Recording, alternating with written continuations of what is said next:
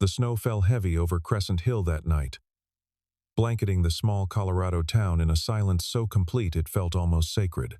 Ethan Cole stood at his daughter's bedroom window, watching the flakes spiral down through the amber glow of the streetlight. Behind him, 7-year-old Maya breathed softly in her bed, finally asleep after an hour of stories, and whispered reassurances about the monsters under her bed. "There are no monsters, baby," he'd told her, stroking her dark hair. "Just shadows." He believed it when he said it. He had to. The ranch house sat at the edge of town, backing onto pine forest that stretched for miles into the mountains. Ethan had chosen this place deliberately after Elena died, far from cities, far from noise, far from the violence that had defined the first half of his life. Here, he fixed cars in his garage workshop, walked Maya to school every morning, and tried very hard to be the kind of father who didn't wake up at 3 a.m. reaching for weapons that weren't there anymore. He was turning from the window when the knocking started, not the polite tap of a neighbor. This was frantic, desperate fists against wood, irregular and panicked. Ethan's body moved before his mind caught up, muscle memory from another lifetime taking over. He crossed the living room in 4 strides, glanced back to make sure Maya's door was still closed, and checked the peephole. What he saw made his blood run cold.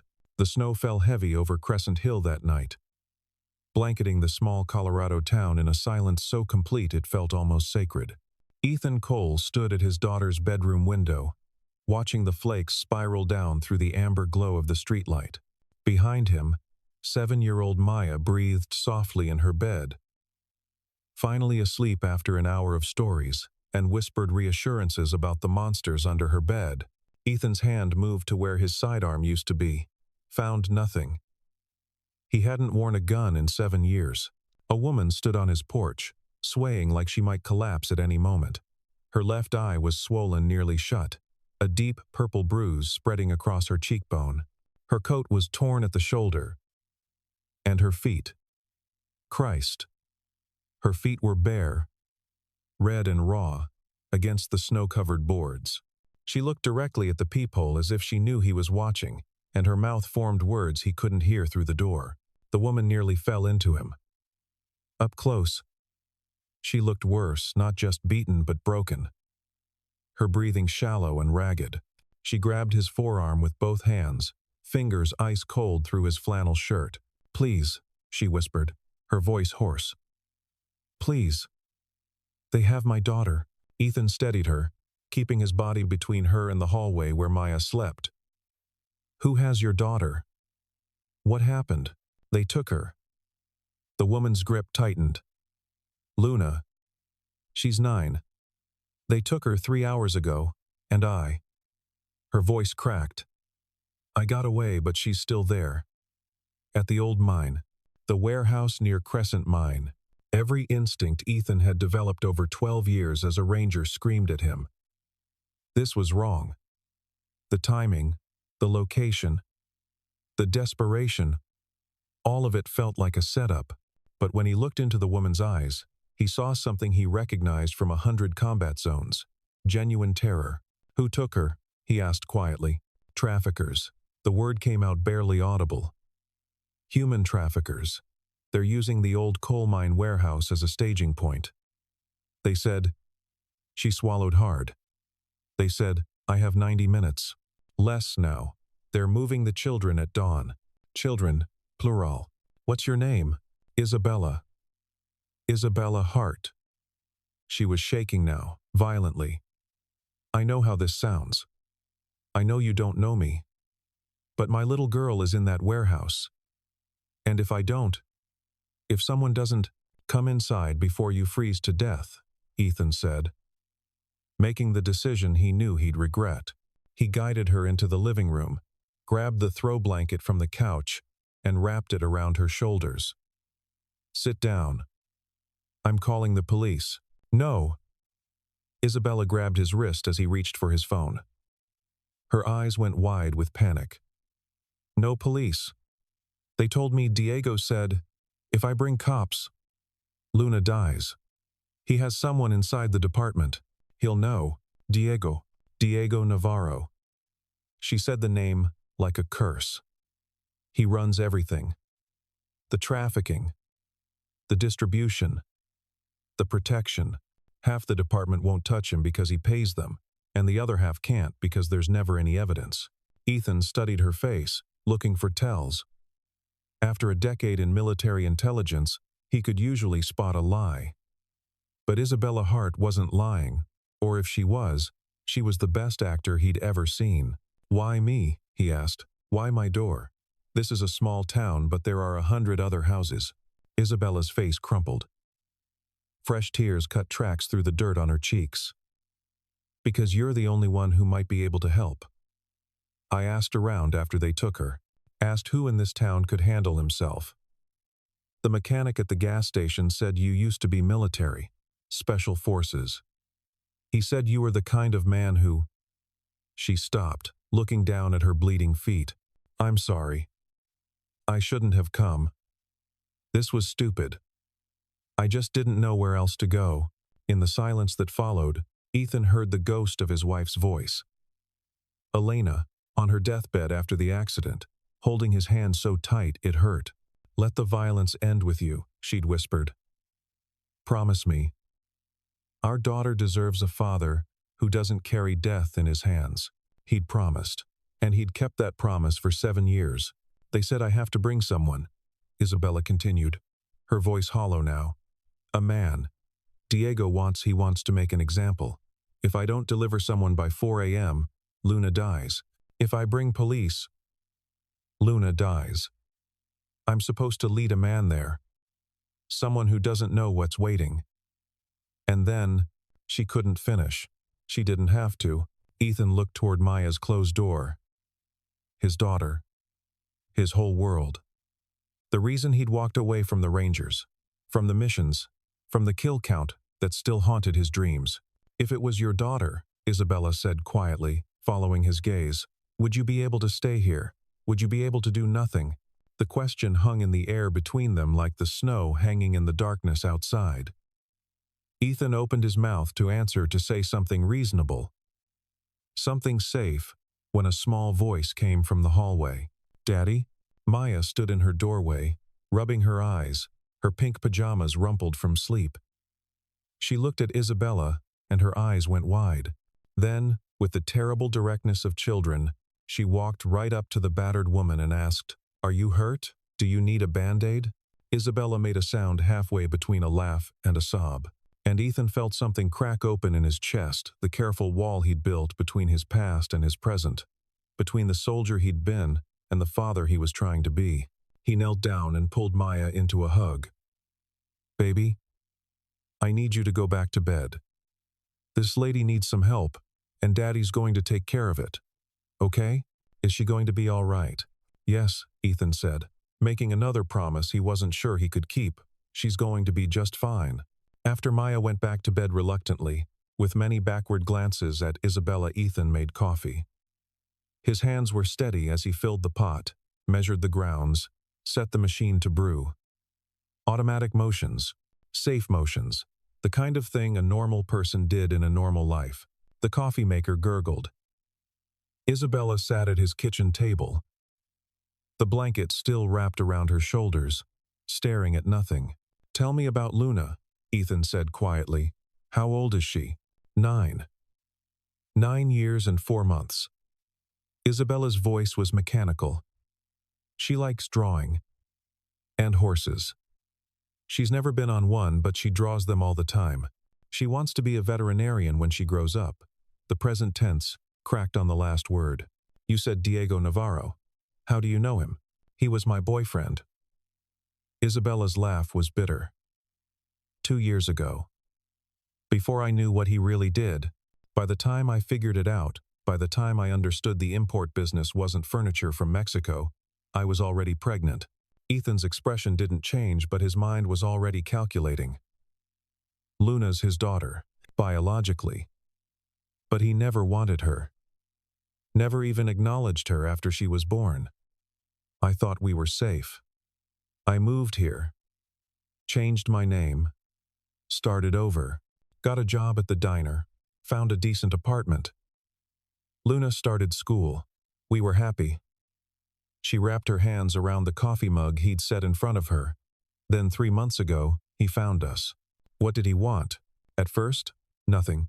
He'd just show up, watch Luna at the playground, stand outside the diner during my shift, never said a word. Just watched. Then last week, he came to the apartment, said he needed me to do something for him. Said if I didn't, he'd take Luna away where I'd never find her. What did he ask you to do? Isabella's hands trembled. Coffee sloshed over the rim of the mug. Scout locations, watch people. Report their schedules. I didn't understand at first what he was using the information for. But then I saw the news. A woman went missing from 2 towns over. Same woman I'd been watching. The pieces were falling into place. Ethan's jaw tightened. He was using you to identify targets. I stopped. Told him I wouldn't do it anymore. That's when he took Luna. Isabella's voice went flat. Tonight. Just walked into the apartment while I was at work. When I got home, the door was open and she was gone. Just her backpack on the floor and a note telling me where to go and what to bring. A man. Someone capable of fighting back. Diego said it would be more fun that way. She looked up at Ethan, and for the first time since she'd arrived, something like hope flickered in her eyes. Are you the kind of man who can fight back? Ethan didn't answer immediately. Instead, he stood and walked to the window, looking out at the snow. 7 years. 7 years since he'd held a weapon with intent to use it. 7 years since he'd planned an assault, calculated firing angles, designated kill zones. I was a ranger, he said finally. 75th Regiment. Did 3 tours in Afghanistan, 2 in Iraq, 1 in Guatemala. Served 12 years before I got out. Why did you leave? The question every civilian asked. The question that never had a simple answer. My wife, Ethan said. Elena. We met when I was on leave. She was a nurse at Walter Reed. Saw enough combat trauma to understand what the job cost. When Maya was born, Elena asked me to choose the Rangers or my family. Not because she wanted to force me, but because she knew I couldn't do both. Not really. Not the way either deserved. You chose your family. I chose my daughter. He turned back to face Isabella. Came home, got the mechanic job, bought this house. Elena worked at the hospital here in Crescent Hill. We had 5 good years. 5 years where the worst thing I had to deal with was a stuck transmission or Maya getting gum in her hair. What happened to your wife? The question was soft, but it hit like a fist. Car accident. 2 years ago. Winter night. Black ice. Semi-truck that didn't see her. She died at the scene. Ethan's voice stayed level through years of practice. Last thing she said to me. In the hospital before she went into surgery, before we knew she wouldn't make it, she made me promise. Let the violence end with you. Don't let Maya grow up with a father who carries death in his hands. I'm sorry, Isabella whispered. What happened to your wife? Isabella stood slowly, the blanket falling from her shoulders. She looked smaller somehow, defeated. I understand. I'm sorry I came here. I'll go. Where? The warehouse. Like Diego said, I'll go alone. Maybe if I offer myself instead of, I made that promise. Haven't broken it in 7 years. Sold all my weapons. Stopped training. Stopped thinking like a soldier. I fix cars now. I make breakfast for my daughter. I read bedtime stories about princesses and dragons and happily ever after. He met Isabella's eyes. That's who I am now. Not the man you need. You'll die, Ethan said flatly. And Luna will still be there when the sun comes up and they move her somewhere you'll never find her. If you're lucky, they'll kill you quick. If you're not, you'll end up on the same truck as your daughter. Ethan looked at the clock. 3:17 a.m. Less than 45 minutes, until Diego's deadline. He thought about Maya, sleeping in her room, trusting that Daddy would keep the monsters away. He thought about Elena, dying in a hospital bed, making him swear to be better than the killer he'd been trained to be. He thought about the promises he'd made, and the oaths he'd taken, and the life he'd built from the ashes of war. Then he thought about a 9-year-old girl who liked to draw horses. "I need to make a phone call," he said. Ethan called his neighbor, Margaret, a retired teacher who'd helped with Maya since Elena died. She answered on the third ring, her voice heavy with sleep. "Ethan, what's wrong?" "Emergency at work," he lied, hating himself for it. "One of the trucks broke down on Highway 7, and they need me to bring parts. Can you watch Maya for a few hours? At 3 in the morning? I know. I'm sorry. I wouldn't ask if it wasn't important." There was a pause, then a sigh. "Bring her over. I'll make up the spare bed." "Thank you, Margaret. I owe you." "You owe me nothing. That child is a blessing." "Be safe, Ethan." He hung up and found Isabella watching him from the kitchen doorway. "You're going to help," she said. "Not a question. I'm going to try." He moved past her down the hall, opened Maya's door. His daughter was curled up like a question mark, her favorite stuffed elephant tucked under her chin. He touched her shoulder gently. "Maya, baby, wake up." She stirred, mumbled something about pancakes. "We're going to Miss Margaret's house for a little while." "Why?" Maya's eyes opened, instantly alert the way children could be. "Is something wrong?" "Nothing's wrong. I just have to help someone tonight." "The lady you saw?" "Her daughter needs help." Maya sat up, suddenly focused. "The daughter is hurt too?" "Something like that." "Then you have to help, Daddy." It was stated as simple fact. The kind of absolute moral clarity only children possessed. That's what good people do. Ethan felt his throat tighten. "Yeah, baby. That's what good people do." He carried her to the car, still half asleep, and drove the 3 blocks to Margaret's house. Isabella stayed silent in the passenger seat, her hands clenched in her lap. When they got back to the house, it was 3:34 a.m. "We need to talk about what you're not telling me," Ethan said as soon as they were inside. Isabella's head snapped up. "What? You said Diego told you to bring a man. Someone capable. That means he's expecting a fight. Which means this isn't just about making an example, it's about something specific." Ethan's voice stayed calm, but his eyes were hard. "Why me, Isabella? The real reason." For a long moment, she said nothing. Then, slowly, she reached into her torn coat pocket and pulled out a folded piece of paper. She handed it to Ethan without meeting his eyes. Isabella's head snapped up. "What? You said Diego told you to bring a man. Someone capable. That means he's expecting a fight. Which means this isn't just about making an example, it's about something specific." Ethan's voice stayed calm, but his eyes were hard. "Why me, Isabella? The real reason." He unfolded it. It was a printed photo, grainy, clearly taken from a distance, with a telephoto lens. It showed Ethan, at his garage, working under the hood of a Chevy. Across the bottom, someone had written in marker, "Ethan Cole, former 75th Ranger Regiment. Specialist, close quarters combat. Served with Captain Marcus Webb in Guatemala, 2016. Current status, civilian, threat level, moderate. Jesus Christ." Ethan set the paper down carefully. His hands wanted to shake, but he wouldn't let them. Diego Navarro, Guatemala, 2016. He closed his eyes, pulling up files from memory, missions he'd tried to forget.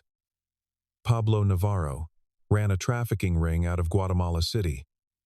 We raided his compound as part of a joint operation with DEA. He died in the firefight. Diego is his older brother, and he's been hunting me ever since. Ethan looked at Isabella. Really looked at her. "You knew this when you came here. You knew you were leading me into an ambush. I had to." Isabella's composure finally broke. She stood, the blanket falling away, her whole body shaking. "He has my daughter. He said if I didn't bring you to the warehouse, He'd kill her and make me watch. What was I supposed to do? You were supposed to tell me the truth. Would you have helped if I did? Would you have walked into a trap for a stranger's child? The question hung between them. Ethan didn't answer because he didn't know. Honor said yes. Survival said no. Fatherhood said neither. Said the only thing that mattered was Maya's safety, and everything else was someone else's problem.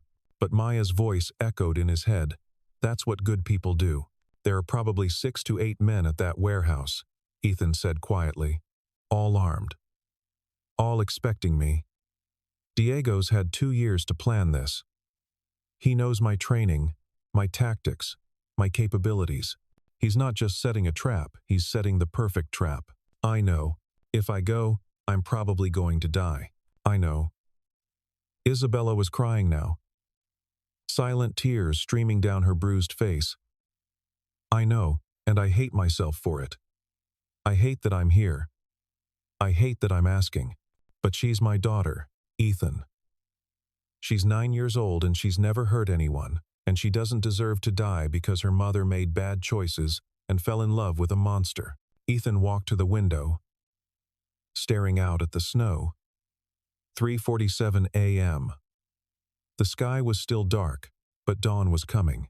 Somewhere out there, in a warehouse near an abandoned mine, a little girl who liked to draw horses was waiting for her mother to save her, and her mother had brought the one man Diego Navarro wanted dead.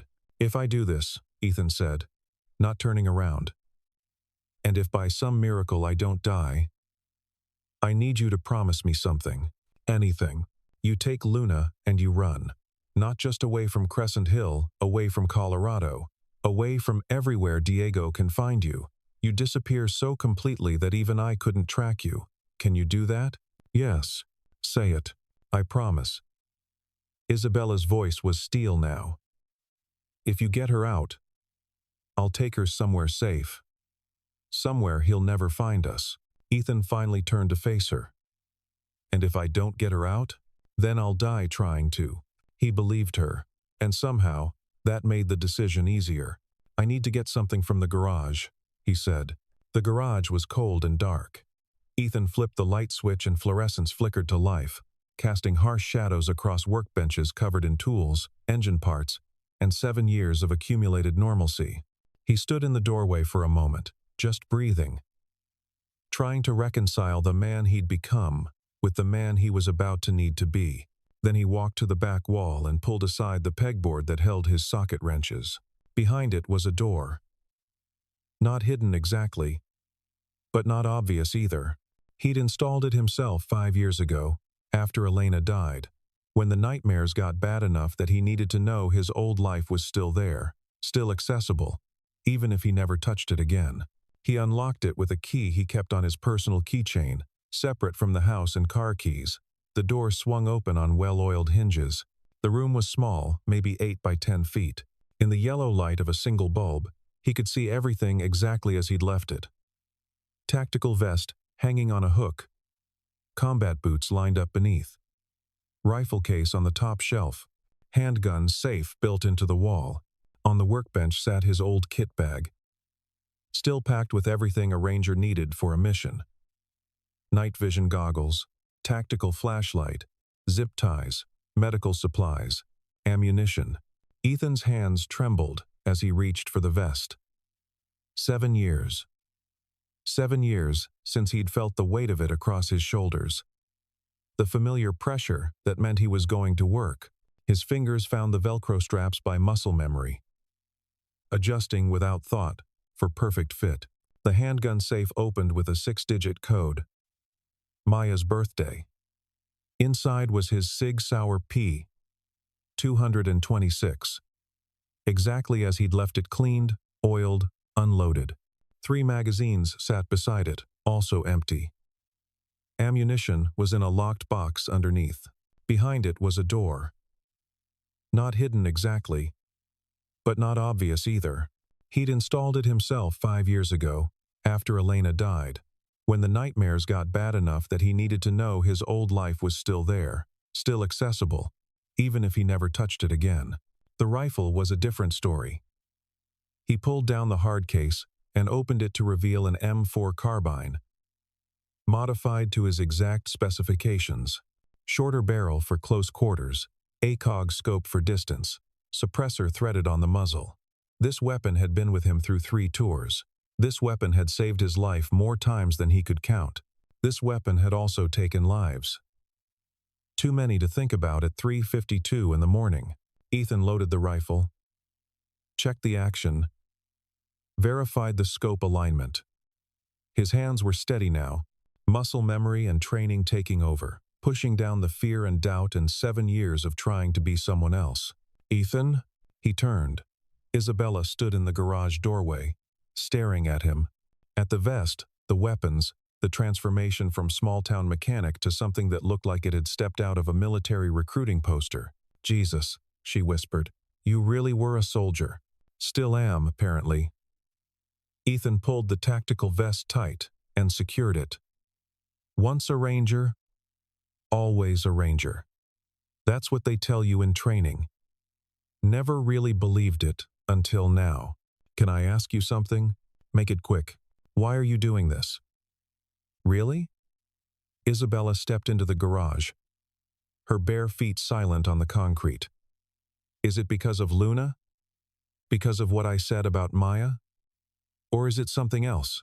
Ethan considered lying. Considered giving her the answer she wanted, that he was doing this out of pure altruism. Because it was the right thing. Because good people help others. But they were past lies now. Honestly? He checked the chamber on the Sig Sauer, then holstered it. I don't know. Maybe it's because Diego made this personal. Maybe it's because I'm tired of running from what I used to be. Maybe it's because my daughter looked at that bruise on your face and asked if you needed a Band-Aid. And I realized I can't teach her to be kind while I stand here and do nothing. But mostly, Ethan met Isabella's eyes. Mostly, it's because the Rangers have a motto. Rangers lead the way. And that doesn't stop just because you take off the uniform. If there's someone who needs help, and I can provide it even if it costs me everything, then I lead the way. That's the oath I actually took. The one that matters. He pulled a black tactical jacket over the vest, checked that his movements weren't restricted, perfect fit, like it had been waiting for him all along. There's a possibility this is a suicide mission, he said. Diego knows I'm coming. He's had 2 years to plan. I'm walking into a kill box with minimal intel, no backup, and about as much tactical advantage as a target at a shooting range. I know, but there's also a possibility, small, but real, that I can get in, get Luna out, and get us all away before Diego even knows what happened. I was good at this once. Very good. Maybe I still am. What can I do? Ethan pulled a second handgun from the safe. A smaller Glock 19, easier to handle. He handed it to Isabella, along with 2 magazines. Have you ever fired a weapon? No. Then don't start now, unless you absolutely have to. He showed her the safety, the trigger, the magazine release. This is point and pray. You aim center mass. You squeeze the trigger. You keep squeezing until the threat stops. Don't think. Don't hesitate. Just shoot. Understand. Isabella took the weapon with shaking hands. I understand. You're going to stay in the truck. Half a mile from the warehouse. Engine running. If you hear gunfire, you wait exactly 5 minutes. If I'm not back with Luna by then, you drive to the state police barracks in Denver, and you tell them everything. Don't worry about Diego's connections. State level is clean. They'll protect you. And if you come back, then we all drive very fast in the opposite direction, and we never talk about this night again. Ethan grabbed the kit bag and headed for his truck, a beat-up Ford F-150 that had seen better days, but still ran like a dream. Isabella followed, still holding the Glock like it might bite her. The snow was falling harder now. The truck's headlights cut through the darkness, illuminating a world that seemed empty of everything except cold and silence. Ethan? Isabella said, as he started the engine. Yeah? Thank you. Even if it doesn't work, thank you for trying. He didn't answer. Just put the truck in gear and drove toward the old Crescent mine, toward the warehouse, toward the trap that Diego Navarro had spent 2 years preparing, toward the violence he'd promised Elena he would leave behind. The clock on the dashboard read 4:03 a.m. They were out of time. The Crescent mine had been closed since the 80s, a relic of Colorado's coal boom that had long since gone bust. The main facility was a quarter-mile of collapsed tunnels and rusted equipment, cordoned off by the county and marked with danger signs that nobody paid attention to. But the warehouse that had been built in the 90s, when someone thought they could revitalize the mine, they'd failed, obviously, but the building remained, a massive steel structure with a concrete foundation, designed to hold heavy equipment that had never arrived, perfect for hiding things you didn't want found. Ethan parked the truck half a mile out, tucked behind a cluster of pine trees that provided decent concealment. He killed the engine and sat for a moment in silence, listening. Wind in the trees, snow falling, nothing else. "Stay here," he told Isabella. "Engine off but keys in the ignition. If I'm not back in 30 minutes, I know what to do." He nodded and stepped out into the cold. The tactical vest sat heavy across his shoulders, familiar and alien at once. He'd walked into combat zones dozens of times with this exact loadout, but never in 7 years had it felt like this, like he was crossing a line he couldn't uncross. The warehouse was visible from here, a dark shape against the snow. Yellow light leaked from windows on the second floor. Ethan counted 3 vehicles parked outside, 2 SUVs and a van. That meant Diego had brought a crew, probably 6 to 8 men, just like Ethan had estimated. He moved through the trees, using the terrain and darkness for cover. The snow was both blessing and curse. It muffled his footsteps, but also made him visible. He stuck to shadows where he could, moving in the stop-start pattern of tactical advance. Pause, observe, advance, repeat. 200 yards out, he dropped prone behind a fallen log and pulled out his night vision scope. Through the green-tinted lens, the warehouse came into sharp focus. 2 guards outside the main entrance, both carrying AR-15 seconds. Both looking cold and bored. Good. Bored meant inattentive. He scanned the perimeter. The warehouse had 4 entrances. Main door, guarded, loading dock on the west side. Closed but possibly accessible. Emergency exit on the north side, no guard visible, and a broken window on the ground floor east side that looked wide enough to slip through. The east window was his entry point. Ethan low-crawled through the snow, using every bit of natural cover available. It took him 15 minutes to cross 100 yards, but slow was safe. Slow was smart. The Rangers had taught him that speed in combat was worthless if you were dead. At the base of the warehouse, he pressed against the concrete foundation and listened. Voices inside, muffled by walls. The rumble of a generator. Someone laughing. The sounds of men who thought they were safe. The broken window was 6 feet up, just above his head.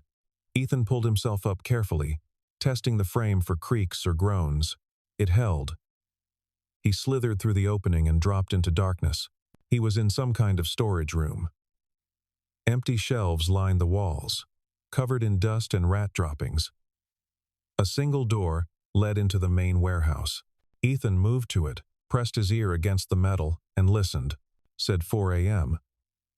It's almost 4:15. Relax. She'll come. She knows what happens if she doesn't. What if she went to the cops? Then Martinez calls us, and we're gone before they get here. Diego's got this locked down. Ethan processed the information quickly. At least 2 men in the next room. One named Martinez in the police department. Diego had good intel and good connections. This was going to be harder than he'd hoped. He opened the door a crack, just enough to see through. The main warehouse was a vast open space, broken up by support pillars and old equipment covered in tarps. Yellow work lights hung from the ceiling, casting long shadows. He counted 4 men visible, all armed. 2 by the main entrance.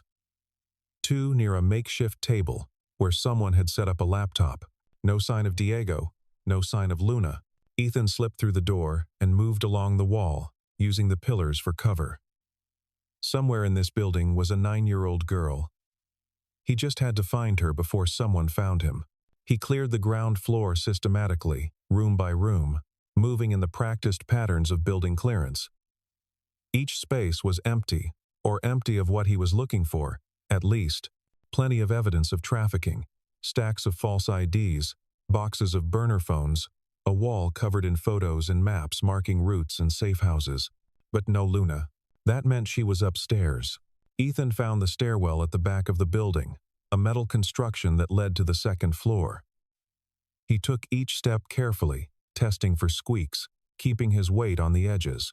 At the top, a hallway stretched in both directions, lined with what used to be offices. Light spilled from under one door halfway down. He moved to it silently, counting his heartbeats, controlling his breathing. This was the moment. This was when training either held or failed. Through the gap under the door, he could see someone's boots. One person. That was manageable. Ethan tested the door handle. Unlocked. He breathed in, breathed out, and moved. The room was maybe 15 by 20 feet, lit by a single bulb. A man sat in a folding chair, scrolling through his phone. An AR-15 propped against the wall beside him. Behind him, in the corner, a small figure was huddled on the floor. Luna. She was tiny, drowning in a coat too big for her, her hands bound in front of her with zip ties. Her face was tear-streaked, but she wasn't crying anymore. She'd moved past tears into the kind of shock that came with prolonged fear. The guard never saw Ethan coming. One moment he was looking at his phone. The next, Ethan had him in a chokehold, cutting off blood flow to the brain. The man struggled for maybe 4 seconds before going limp. Ethan lowered him to the floor silently and checked for a pulse. Still alive. Good. He wasn't ready to start killing yet, if he could avoid it. Luna stared at him with huge, terrified eyes. "It's okay," Ethan whispered, moving toward her. "I'm here to help. Your mom sent me. I'm going to get you out." Who are you?" "My name's Ethan. I'm a friend." He pulled out his tactical knife and cut the zip ties. "Can you walk?" Luna nodded. Though she was shaking so hard, Ethan wasn't sure she could stand. "Okay. We're going to move very quietly. If I tell you to stop, you freeze. If I tell you to run, you run as fast as you can. Understand?" Another nod. Ethan checked the hallway. Clear. He led Luna out, one hand on her shoulder, the other on his sidearm. They made it to the stairs, down the first flight, almost to the ground floor. Then the motion sensor caught them. An alarm shrieked, not the building alarm, but something Diego's men had set up. Red lights started flashing. Somewhere below, men shouted. "Run," Ethan said. They ran. Ethan had always been good at adapting. The Rangers trained for chaos, taught you to make decisions in fractions of seconds and live with the consequences. The moment that alarm went off, his mind shifted from stealth mode to escape and evade. Running through options, like a computer processing code. Ground floor was compromised. Main entrance was suicide. Loading dock was probably covered. That left the broken window, their entry point, or making a new exit. "This way," he said, pulling Luna down the stairs. They hit the ground floor running. Behind them, footsteps pounded. Angry voices. The distinctive sound of weapons being racked. There, by the south wall, gunfire erupted. Not aimed shots, panic fire. The kind that happened when you weren't expecting trouble and suddenly had it in your face. Bullets sparked off metal pillars and punched through old equipment. Ethan pushed Luna ahead of him, using his body as a shield, moving in the broken field sprint that had kept him alive in Fallujah. "Keep going, don't stop." They burst through a side door into what used to be the equipment yard. Open ground, 30 yards to the tree line. Might as well have been 30 miles. Ethan scooped Luna up and ran, feeling her small arms wrap around his neck, her face pressed against his shoulder. More gunfire. Closer now. A round zipped past his head close enough to hear. Not panic fire anymore. Someone had a bead on them. 10 yards to the trees. 5 yards. Almost there. A bullet caught him in the upper left shoulder, right above the edge of the tactical vest. Ethan went down hard, Luna tumbling from his arms into the snow. Pain exploded through his arm, hot and sharp and immediate. "Daddy!" Luna screamed, then caught herself. "Mister, go." Ethan rolled to his feet, drawing his sidearm with his right hand. His left arm hung useless, blood already soaking through his jacket. "Trees! Run to the trees!" Luna ran. Ethan turned and fired 3 shots at the warehouse, not aiming to hit, just to make them think twice about following. It worked. The pursuers ducked back inside. Ethan stumbled into the tree line, nearly falling again. The shoulder was bad. Not arterial bleeding, but bad enough. He could already feel his left hand going numb. "Are you okay?" Luna was crying now, the shock finally breaking. "You're bleeding." "I'm fine." He wasn't. "Stay close to me." They moved through the forest, Ethan navigating by memory toward where he'd left the truck. Behind them, he could hear Diego's men organizing. Flashlights swept through the trees. They had maybe 2 minutes before the pursuit got serious. The truck came into view. Isabella was out of the cab. Pacing in the snow, the Glock clutched in both hands. When she saw them, her face went white. "Luna." She ran forward, grabbed her daughter, and pulled her into a crushing embrace. "Oh God, baby, are you okay?" "Mama, we need to move," Ethan interrupted. He was starting to feel lightheaded from blood loss. "They're right behind us." They piled into the truck. Ethan started the engine one-handed, threw it into gear, and floored the accelerator. The F-150 fish-tailed in the snow before the tires caught, and they launched forward. "Where are we going?" Isabella asked. She had Luna pulled tight against her, one hand stroking her daughter's hair, the other still holding the gun. "Away. Far away." Ethan checked the rearview mirror. Headlights appeared behind them, maybe quarter-mile back.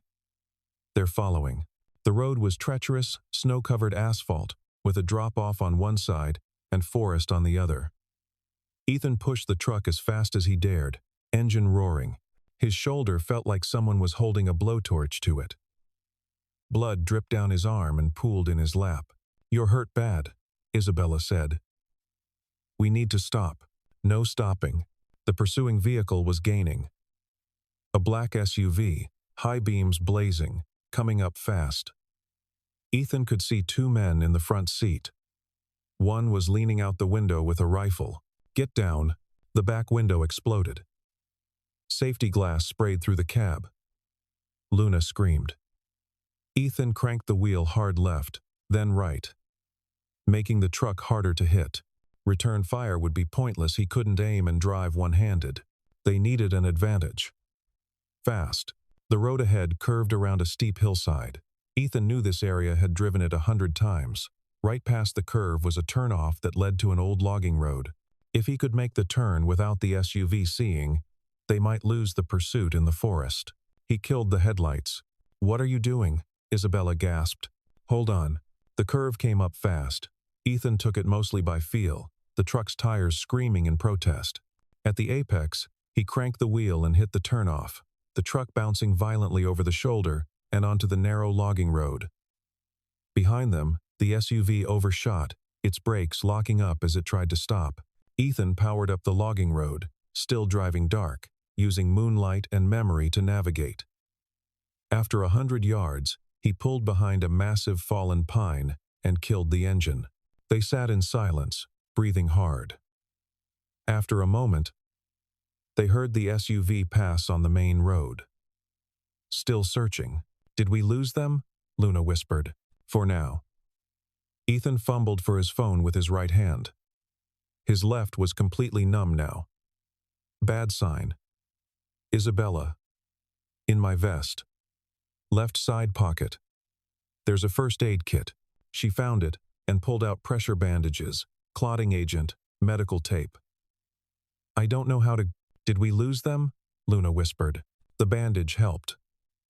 Not much, but enough to slow the bleeding. Ethan tested his fingers.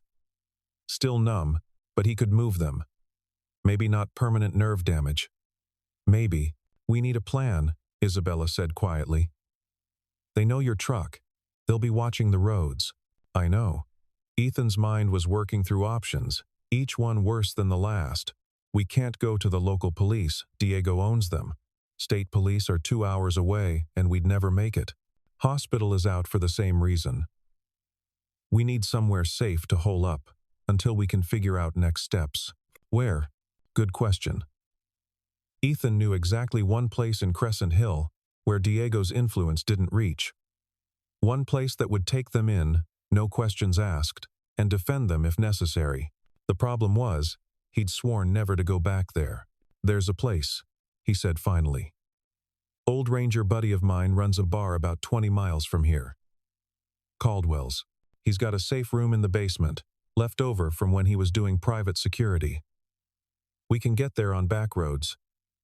And once we're inside, we're safe. You trust him? With my life. That was true. Jake Caldwell had pulled Ethan out of a firefight in Kandahar, carried him half a mile with a bullet in his own leg. Rangers didn't forget debts like that. Then let's go. Ethan started the truck and pulled back onto the logging road, heading deeper into the forest. Behind them, in the distance, he could hear sirens. Diego's men calling in favors, probably. Spinning whatever story would get the police looking for a wounded man and a woman with a child. They had to move fast. But as Ethan drove through the dark forest, one hand on the wheel and the other hanging useless at his side, he realized something that should have been obvious from the start. This wasn't over. Not even close. Diego Navarro had waited 2 years for revenge. He wasn't going to give up just because his trap had failed. He'd keep coming. Keep hunting. Keep looking for any sign of Ethan, or Isabella, or Luna. And eventually, he'd find them. Unless Ethan found him first. Caldwell's bar sat on a lonely stretch of highway 20 miles outside Crescent Hill. The kind of place truckers stopped for coffee, and locals came to drink away problems they couldn't solve anywhere else. Jake Caldwell himself was behind the bar when they arrived, a massive man with a gray beard and arms covered in ranger tattoos. He took one look at Ethan's blood-soaked shoulder and Isabella's haunted expression and said, "Basement." Now, the safe room was exactly as Ethan remembered. Reinforced walls, security monitors. Enough supplies to last a week if necessary. Jake helped him down the stairs while Isabella carried Luna, who had finally fallen into an exhausted sleep. "You gonna tell me what happened?" Jake asked, cutting away Ethan's jacket to examine the wound. "Trafficking ring. Rescued the kid. Got shot. And the woman? Long story." Jake nodded and started cleaning the wound. Ethan hissed through his teeth.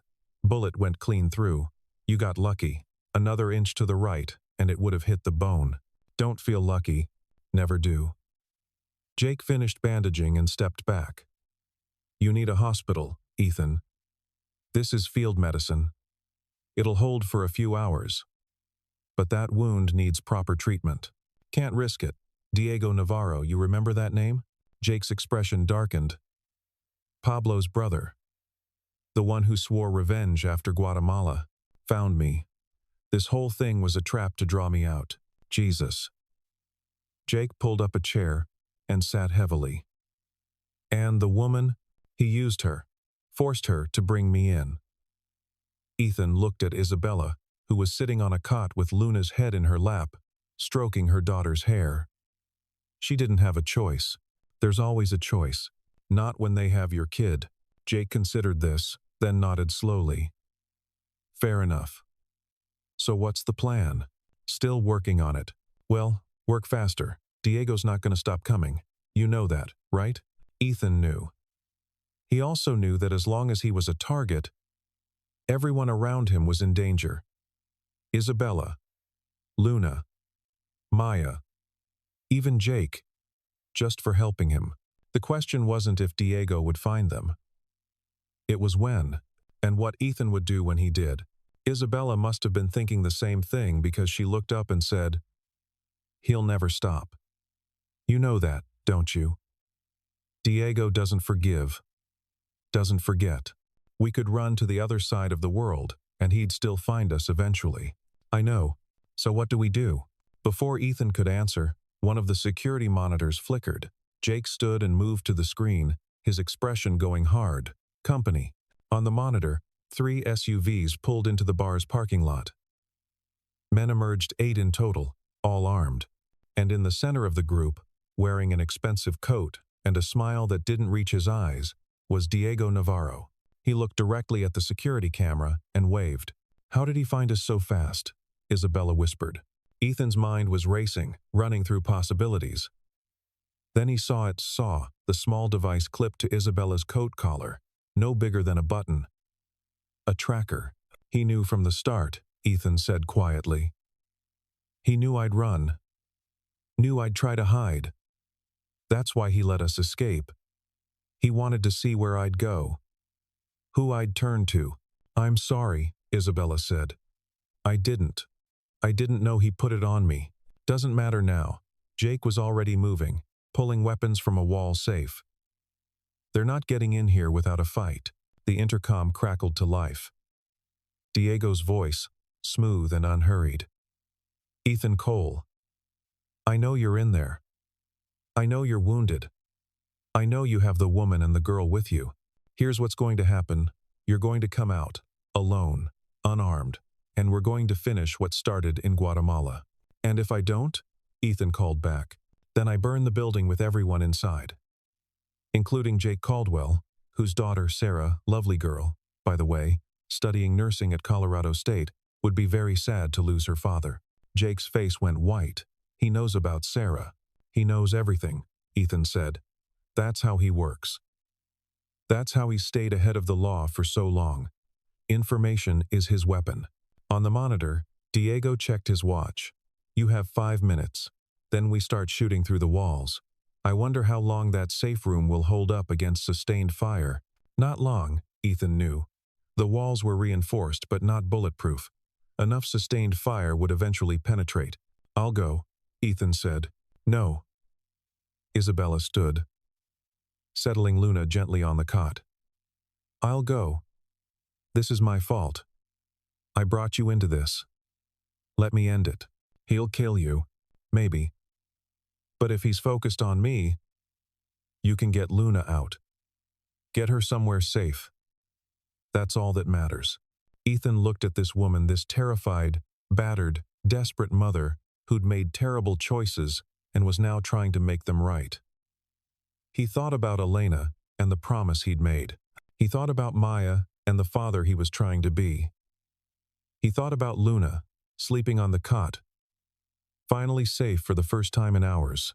Then he thought about Diego's smile on that monitor. And he made his decision. "You're insane," Jake said. "Probably." Ethan was checking his weapons, taking stock. 1 handgun, mostly full magazine. The rifle he'd had to leave in the truck. Jake's arsenal gave him options but limited time to use them. "But I'm also right. If we sit here, Diego wins. If we run, he follows. The only way this ends is if I end it." "By doing what?" "Walking out there and hoping he doesn't shoot you on sight? By giving him what he wants." Ethan pulled on a fresh jacket, wincing as his wounded shoulder protested. "Diego doesn't want me dead quickly. He wants me to suffer. Wants to make it personal, make it hurt. That gives me an opening to get killed. Maybe. But it's the only play we have." Isabella grabbed his arm. "This is insane. You're wounded. You can barely use your left arm. You can't fight 8 armed men. I don't have to fight 8. I just have to fight 1. Ethan looked at the monitor where Diego stood, still waiting. He'll want it one-on-one. His pride won't allow anything else. And when he commits to that fight, his men will lower their guard. That's when Jake gets you and Luna out through the back exit. There's a back exit? Isabella asked. There's always a back exit, Jake said. But Ethan, even if you're right about Diego wanting a fair fight, which is a hell of an assumption, you're still wounded and outnumbered. I was wounded and outnumbered in Kandahar. Worked out fine. You had a full team in Kandahar. I had you. That's more than enough. Ethan clasped Jake's shoulder with his good hand. Get them out. Get Luna somewhere safe. If I don't make it back, there's an envelope in my garage, hidden behind the water heater. It has everything Maya needs: insurance, custody arrangements, college fund. You're named as her guardian. Jake's eyes widened. Ethan, I updated it 2 years ago. After Elena died. You're the only person I trust with her. Ethan managed a smile. Don't let her forget me. Okay? You're going to be fine. Sure. But just in case. Ethan moved to the stairs, then paused and looked back at Isabella. Your daughter is brave. Like her mother. Take care of her. Wait. Isabella's voice cracked. I'm sorry. For all of this. For lying. For bringing you into this mess. I know. Ethan cut her off, not unkindly. And for what it's worth, you made the choice any parent would make. Don't apologize for loving your kid. He went up the stairs before she could respond. The bar was empty when he emerged. Jake had closed early, sensing trouble. Ethan walked to the front door, took a deep breath, and stepped outside into the snow. Diego's men raised their weapons immediately. 8 rifles pointed at his chest, but Diego raised his hand, and they lowered their aim. Ethan Cole. Diego's smile was like a knife. Finally, do you know how long I've been looking for you? 2 years, according to your file on me. 2 years, 3 months, and 17 days. Diego stepped forward, close enough to talk without shouting. That's how long I've been planning this moment. How long I've been imagining what I'd say to the man who killed my brother. Your brother was a monster who trafficked children. My brother was family. Diego's smile vanished. And you took him from me. So I'm going to take everything from you. Your freedom. Your dignity. Your life. But first, I want you to know something. What's that? I've been in Crescent Hill for 3 months. I know where you live. I know where your daughter goes to school. I know her favorite teacher's name, her favorite color, her favorite ice cream flavor. Diego leaned in close. I could have taken her any time. Made you suffer the way I suffered. But I wanted this. Face to face. Man to man. A fair fight to end it. Ethan's blood ran cold. You stay away from Maya. Give me a reason to. Diego stepped back and spread his arms. You and me. Right here, no weapons, just our hands. You win, you all go free. I give you my word. Your word means nothing. True. But I'm a man of honor in my own way. I want to beat you, Ethan. Want to prove I'm better than you. Better than the soldier who killed Pablo. If I just shot you, what would that prove? That I have more men? That's not victory. That's cowardice. Diego unbuckled his gun belt and tossed it aside. His men shifted uncomfortably but didn't interfere. So, what do you say, Ranger? One last fight, winner takes all. Ethan looked at the 8 armed men, looked at Diego's confident smile, looked back at the bar where Isabella and Luna and Jake were waiting for his decision. Then he dropped his gun belt in the snow. Let's finish this. They circled each other in the parking lot, snow falling around them, breath fogging in the cold air. Diego moved like a boxer light on his feet, hands up, looking for openings. Ethan moved like a soldier, economical, balanced, protecting his wounded shoulder. Diego struck first a jab that Ethan deflected, followed by a hook that caught him in the ribs. Pain exploded through Ethan's side, but he didn't give ground. Couldn't give ground. One step back and he'd never stop retreating. He countered with a straight punch that Diego dodged, then a low kick that connected with Diego's knee. The bigger man stumbled. Ethan pressed the advantage, driving forward with combinations: 2 jabs, hook, uppercut. Diego blocked most of it, but the last punch caught him in the jaw. First blood. Diego spat red into the snow and grinned. There it is. There's the killer. I was starting to think you'd gone soft. They clashed again. Diego was faster, but Ethan had training. Rangers didn't fight fair, they fought to win. Ethan used every dirty trick he knew. Eye gouges, throat strikes, groin kicks. Anything to end the fight fast. But Diego was good, really good. And Ethan was wounded, exhausted, running on fumes and adrenaline. Each exchange cost him more than it cost Diego. Each punch sent fire through his shoulder. Each breath was harder than the last.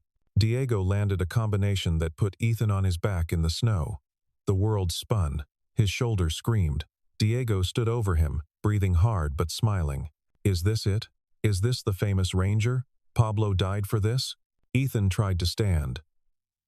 His legs wouldn't cooperate. Tell me something, Diego said, pulling out a knife. In your last moments, do you have any regrets? Ethan looked up at him, looked at the knife, looked past Diego at the bar, and smiled. Yeah, I regret not doing this sooner. The gunshot echoed across the parking lot. Diego looked down in surprise at the red stain spreading across his chest. He turned slowly to see Isabella standing in the bar doorway. The Glock still raised, still aimed at him. Nobody threatens my daughter, she said. Diego's men raised their weapons. Time seemed to slow. This was at the moment where it all ended in blood and bullets, and police sirens, lots of them, coming fast. Jake appeared in the doorway behind Isabella. Called the state police while you were doing your whole dramatic fight thing. Told them about the trafficking operation, the kidnapping, all of it. They're very interested in Diego Navarro. The SUV's engines roared to life. Diego's men were abandoning ship, scattering before the police arrived. Diego himself fell to his knees in the snow, clutching his chest. You shot me, he said, sounding almost offended. This was supposed to be honorable. Nothing honorable about threatening children, Ethan said, finally managing to stand. The police arrived in 4 state troopers, not local cops. They swarmed the area, securing Diego, checking for other suspects. A paramedic rushed to Ethan's side. It was over. Finally, impossibly, it was over. The hospital smelled like disinfectant and bad coffee. Ethan sat on an examination table while a doctor stitched his shoulder. The local anesthetic, making the whole thing feel distant and unreal. Through the window, he could see state police investigators interviewing Isabella and Luna, taking statements, documenting evidence. You're lucky, the doctor said, tying off the last stitch. Another inch, and this would have shattered your collarbone. As it is, you're looking at 6 weeks of physical therapy and probably some permanent nerve damage. How permanent? You'll regain most function, but you'll always have some weakness in that arm, some numbness. The doctor stepped back. Could have been worse. Could have been a lot worse, Ethan thought. Could have been dead. Could have been Diego standing here instead of me. The state police detective came in as the doctor left a woman in her 50s with gray hair and sharp eyes. Mr. Cole, I'm Detective Martinez. I need to ask you some questions about tonight. Different Martinez? What? Nothing. Ask your questions. They went through it all. The knock on his door. Isabella's story. The warehouse. The rescue. The fight. Ethan told it straight, leaving out only the parts that would incriminate him for weapons possession or vigilante justice. Martinez listened without interrupting, making notes. Diego Navarro is in surgery, she said when he finished. Critical, but stable. He's going to survive to stand trial. Good. Is it? Martinez studied him. You sound disappointed. I sound tired. Fair enough. She closed her notebook. For what it's worth, I believe you. Everything you've said matches what Miss Hart told us. And what we found at the warehouse. You're a hero, Mr. Cole. You saved that little girl's life. Ethan didn't feel like a hero. He felt like a man who'd broken every promise he'd made to his dead wife and gotten lucky enough to survive it. What happens now? He asked. We're shutting down Diego's operation. Already have teams raiding his properties. We'll find evidence of the trafficking ring, the corruption, all of it. This is going to be a major case. And Isabella? Luna? Witness protection, if they want it. Given Diego's connections, it might be smart. Martinez paused. What about you? Do you feel safe staying in Crescent Hill? Did he? Ethan didn't know. Diego would go to prison, probably for life, but he had family, had connections. Someone might come looking for revenge the way Diego had. I'll manage, he said. The news broke the next morning. Not the real story. The real story was too complicated, too dark for morning television. What the public got was a sanitized version. Local mechanic helps break up trafficking ring. Ethan's face was all over the local news. Photos from his military service dragged out of archives. People called him a hero, called him brave, called him things he didn't feel. Maya didn't understand most of it. She knew Daddy had been hurt helping someone. Knew there had been bad people, and Daddy had stopped them. But she was 7. The nuances of violence and trauma and moral compromise were beyond her. Does your arm hurt? She asked, sitting on his bed the morning after. A little. Miss Margaret said, you're a hero. Miss Margaret is very kind. Are you a hero, Daddy? Ethan looked at his daughter, his whole world, his reason for everything, and tried to find an answer that was both honest and appropriate for a 7-year-old. I did what I had to do to help someone who needed help, he said finally. I don't know if that makes me a hero, but I hope it makes me a good person. I think you're a good person, Maya said seriously. Good people help other people, even when it's scary. Out of the mouths of babes. The flashback started 3 days later. Ethan would be working in his garage, and suddenly he'd be back in that warehouse, bullets flying, Luna screaming. Or he'd be making breakfast and smell gunpowder that wasn't there. Or he'd wake up at 3 a.m. reaching for weapons he'd locked away again. PTSD. He knew the signs. Had dealt with it after leaving the Rangers. Thought he'd gotten past it. Apparently not. Isabella came to see him a week later. She looked different, better. The bruises were fading. She'd gotten a haircut. She smiled when she saw him, and it reached her eyes. How are you? She asked. Managing. You? Better. The state police found my real parents. I'd been using a fake name, fake identity. Turned out Diego had been lying about them being dead. They're in Oregon. Luna and I are moving there next week. That's good. Fresh start. Yeah. Isabella sat down across from him. I wanted to thank you. Really thank you. Not just for saving Luna, but for seeing me. For not judging me for what I did. For understanding. You were protecting your daughter. There's nothing to judge. There's a lot to judge, actually, but I appreciate you saying that. She pulled something from her purse, a folded piece of paper. Luna made this for you. Ethan unfolded it. A child's drawing in crayon. A man in black. Him. Holding hands with a small girl. Luna. Both of them smiling. Across the top in wobbly letters. Thank you for saving me, Mr. Ethan. Something cracked in his chest. She talks about you, Isabella said quietly. Says you're the bravest person she's ever met. I'm not sure I agree. I think she might be braver, but I wanted you to know. What you did mattered. It saved us. After Isabella left, Ethan stood in his garage for a long time, looking at Luna's drawing. Then he folded it carefully and put it in his wallet, next to a photo of Maya and Elena, evidence that violence could destroy. But also, sometimes, that violence could save. The question was, could he live with being both the destroyer and the savior? He didn't have an answer yet, but he was working on it. 3 months later, Ethan stood in front of a renovated building on the edge of Crescent Hill.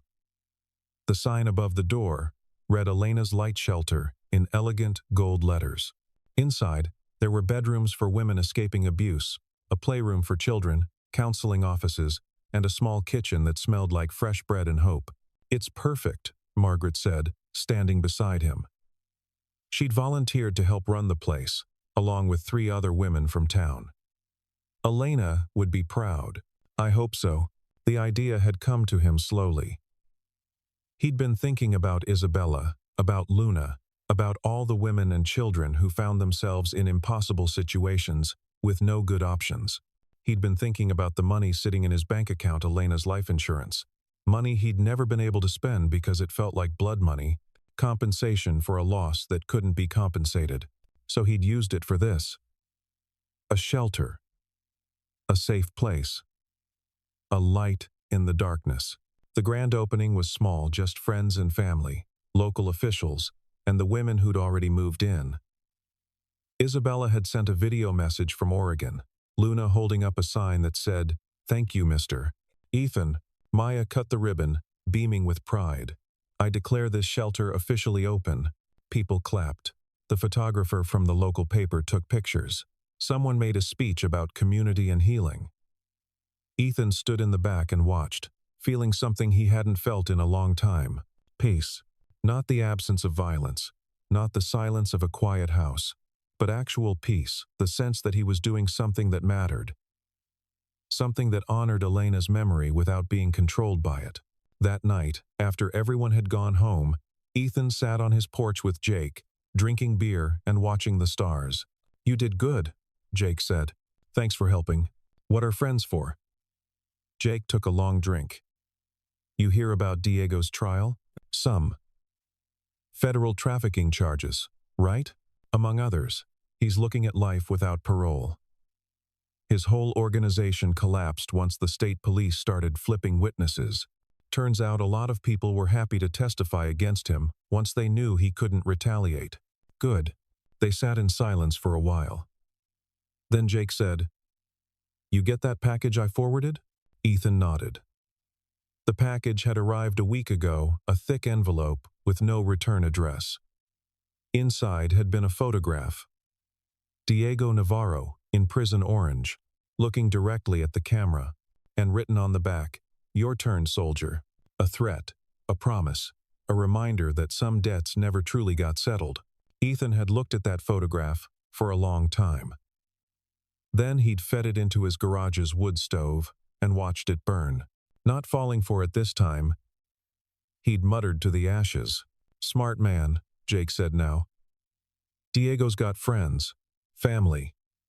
Someone might come looking. Let them come. I'll be ready. Will you?" Ethan thought about that, about the weapons still locked in his garage, about the training that would never fully leave him, about the promises he'd made, and the promises he'd broken, and the new promises he was trying to keep. "I'm not going looking for violence anymore," he said finally. "But I'm not running from it either.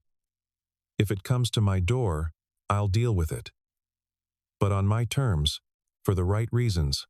The right reasons being, protecting people who can't protect themselves. Giving people like Isabella and Luna a fighting chance.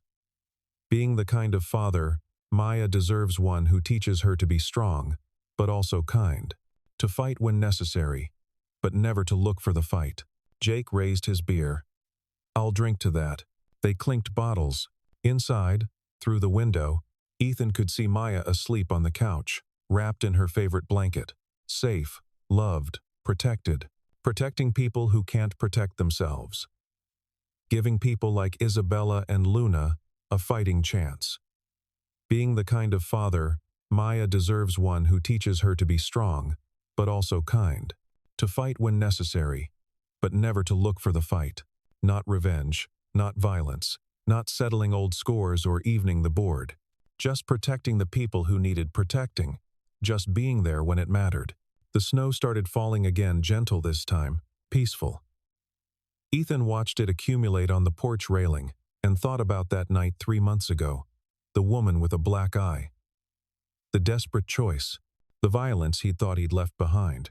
He didn't regret it. Couldn't regret it when the alternative was Luna still in that warehouse, or worse. But he also didn't glorify it. Didn't pretend it had been heroic or noble or anything other than what it was. A man doing what needed to be done because nobody else could. You know what the hardest part is? He said to Jake. What's that? Believing I can be both. The father who reads bedtime stories, and the soldier who can kill if necessary. Elena wanted me to leave the violence behind. Wanted me to be better. And I tried. God knows I tried. But maybe being better doesn't mean pretending the violence doesn't exist. Maybe it means choosing when and why to use it. That's a hell of a tightrope to walk. Yeah, but I've got good balance. Jake laughed and stood to leave. Call me if you need anything. And Ethan? Yeah? You did good. With the shelter, with Isabella and Luna, with all of it. Don't lose sight of that. After Jake left, Ethan sat on the porch a while longer. Then he went inside, carried Maya to her bed, tucked her in, and kissed her forehead. Sweet dreams, baby. Love you, Daddy, she mumbled, half asleep. Love you too. In his bedroom, Ethan opened the drawer where he kept Elena's things. Photos. Letters. The ring she'd worn. He took out the last letter she'd written him, the one from the hospital. I know you're scared, it read, in her careful handwriting. Scared of who you used to be. Scared of becoming that person again. But Ethan, violence isn't who you are, it's what you did. And there's a difference. You can put down the weapons without putting down your strength. You can be gentle without being weak. You can be the father Maya needs while still being the man I fell in love with. I believe in you, always. Ethan read it twice, then put it away carefully. Tomorrow, he'd go to the shelter and help with intake. He'd fix cars in his garage. He'd take Maya to school and make her favorite dinner, and read her stories about brave knights and rescued princesses.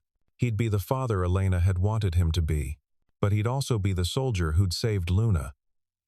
The protector who'd stopped Diego, the man who understood that sometimes violence was the answer, not because it was good, but because the alternative was worse.